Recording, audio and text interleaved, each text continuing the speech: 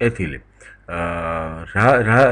რამდენად ობიექტური შეიძლება იყოს ჟამთა ამწერლის დამოკიდებულება ლაშა გიორგისადმი, აი ეს თუ გახსოვთ, ამით დავასრულოთ ჩვენ წინა ნაწილი ლექციისა და აი ხა განვიხილოთ ეს თემა. პირველი, ხომ არ შეიძლება ჟამთა აღმწერელს გიორგი ბრწყინვალის საქმეთა რელიეფურად წარმოჩენის მიზნით ჭირდება ესეთი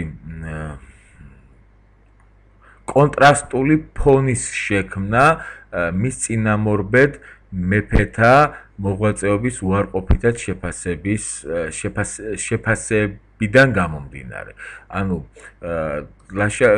თუ ის არ არის ლაშა გიორგის კარის მემატიანე, სულაც არ ნიშნავს, რომ არ არის გიორგის თანამედროვე და მისი განდიდების მსურველი მემატიანე.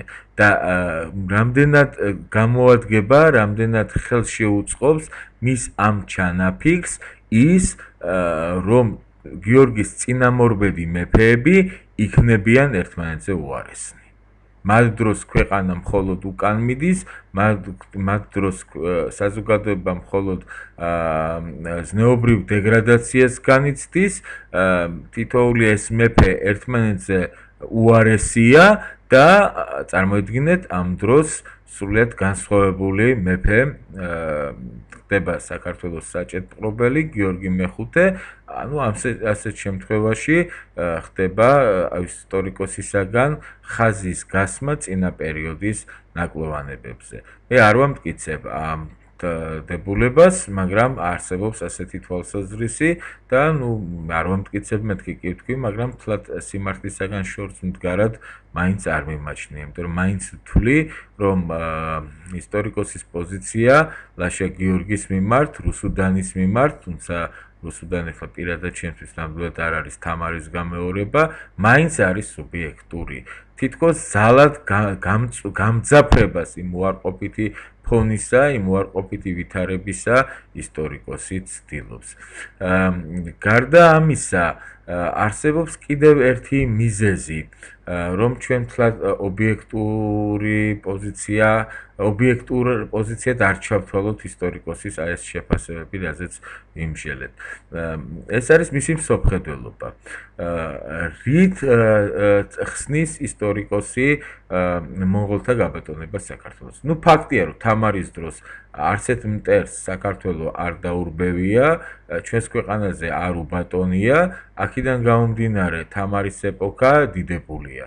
მაგრამ ლაშა გიორგიდან მოყოლებული, ლაშა გიორგის მეფობიდან მოყოლებული უკვე გამოჩნდნენ მონღოლები, მათ პირველი მარცხი ქვეყანას სწორედ ლაშას დროს მიაყენეს, როდესაც მათმა მარბიელმა ლაშქარმა 1220-21 წლებში დაამარცხა ქართული ჯარი, თუმცა არ დაუპყრია ქვეყანა, იმიტომ რომ სადაზვერო მისია ჰქონდა მათ, ჯებედა სუბუდაინოინებს.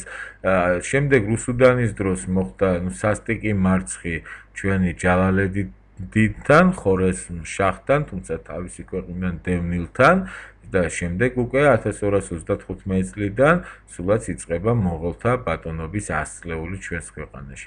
აი ეს უბედურება ქვეყნის ჩარხის უკუღმა დატრიალება იწყება ლაშა გიორგიდან. აქედან გამომდინარე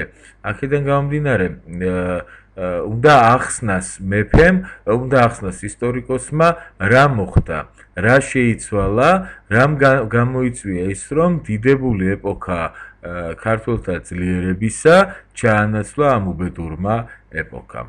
ისტორიკოსს შეუძლია ორი რამით ახსნას ეს. ერთი, თქვას, რომ ქართული სახელმწიფო ვერ დახვდა მზად მონღოლებს და მეორე, აქვე თქვას, ერთი მთავარი მიზეზი, რომ თვითონ მონღოლები წარმოადგენდა იმ ეპოქის უდიდეს სამხედრო ძალას, რომლის წინაშეც დაიმსხვრა საქართველოზე ბევრად უფრო დიდი იმპერიებიც კი. მონღოლებმა მთელი ჩინეთი, ყოველ შემთხვევაში მისი დიდი ნაწილი დაიკავეს.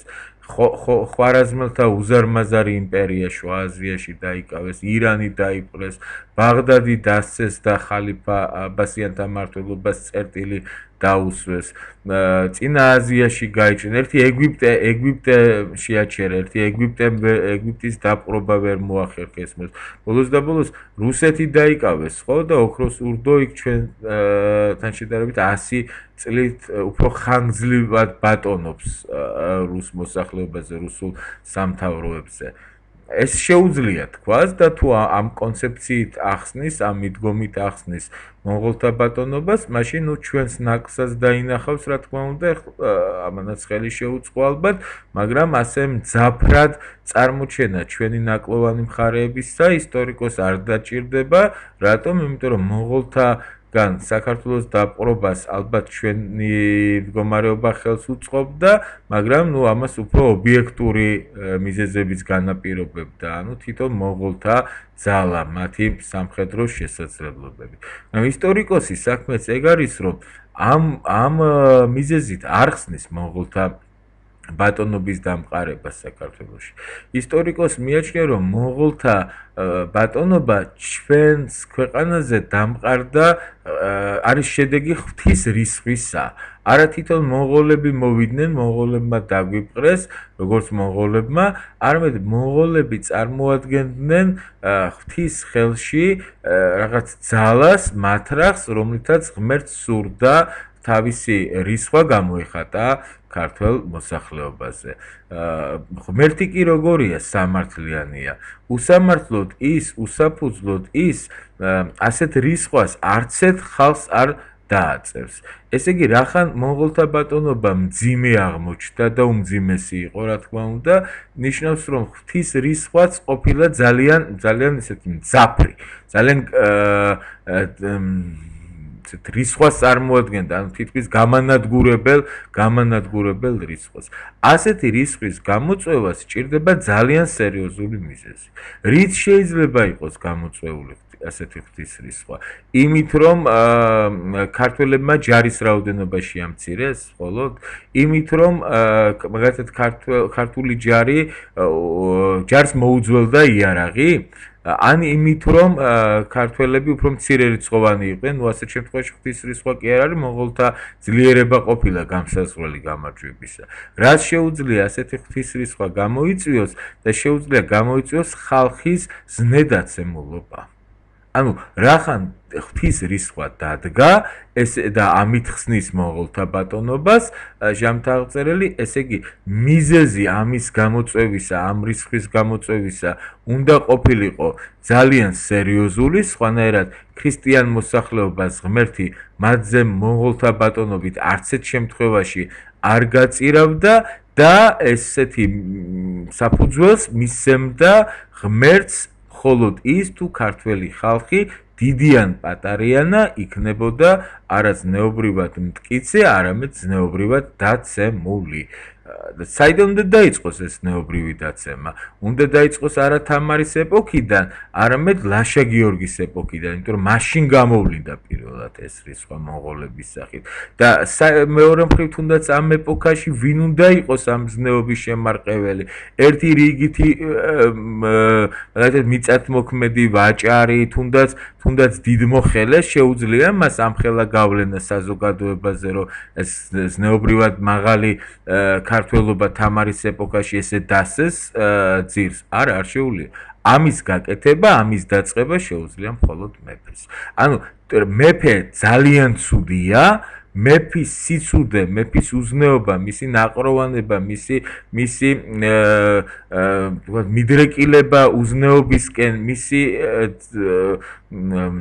მოქმედება, რომელიც ღმერთის ავტორიტეტს ხალხში, თქვათ, ძირს დაბლასცემს და ასე შემდეგ, კი არის გადამდები დანარჩენი საზოგადოებისთვის. ამიტომ თუ მან ძალიან მძაფრ ფორმებში არ გამოხატა მისი უარყოფითი დამოკიდებულება, მანში ისტორიკოს გულისხმობ, უარყოფითი დამოკიდებულება ლაშა გიორგის მიმართ, თუ ძალიან მძაფრ ფერებში არ წარმოგვიჩინა ლაშასეული, რუსუდანისეული საქართველოს და შემდგომი პერიოდისაც, ასეთ შემთხვევაში მკითხველისთვის ბუნებრივად დარჩებოდა გაურკვეველი, რატომ დაატყდა თავს საქართველოს ასეთი სასტიკი ფორმით ღვთისმსაჯელი. აი ჩემი აზრით მთავარი მიზეზი თუ რატომ არის ასეთი მკაცრად კრიტიკული ისტორიკოსი ლაშას მიმართ და შემდგომ მეფეთა მიმართ გარდა გიორგი ბრწყინვალისა, რა თქმა უნდა, არის ერთ-ერთი მთავარი გამომწვევი მიზეზი ეს.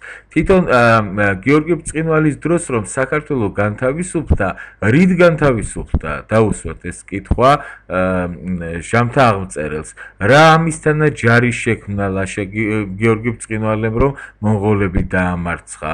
რა ასეთი სახელმწიფო რეფორმები გაატარა, რომელმაც თქვათ ჩვენი ქვეყანა მონღოლთა ბატონობისაგან გაანთავისუფლა? ჯარით შექმნა გეტყვის ჟამთა აღმწერელი, რეფორმებიც გაატარა, მაგრამ მთავარი რამაც გაანთავისუფლა საქართველოს მონღოლთა ბატონობისაგან, ანუ რამაც საქართველოს დაუმარცხა მტერი, ეს არის ისევ ღმერთი, ოღონდ ამ შემთხვევაში რისხვას ცვლის რა?